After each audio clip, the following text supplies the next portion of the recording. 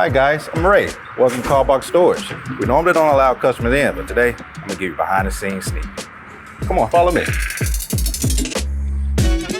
This is the logistics side of Callbox Storage. We do pretty much anything from commercial to office moves to hotels, senior living facilities, anything that you need to be stored. Callbox Logistics can do that for you.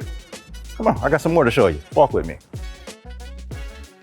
Now we get to the fun part, the bread and butter of Callbox Storage. Comes to our dock doors.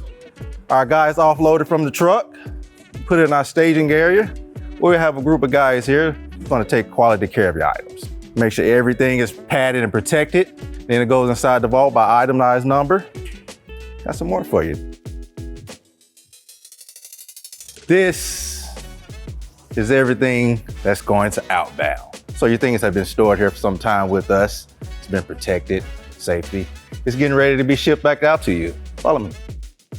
Everything is organized by a customer. So all of your belongings, it's right here. It's never mingled with another customer at all. As you can tell, it's in the same way that we picked it up from your home.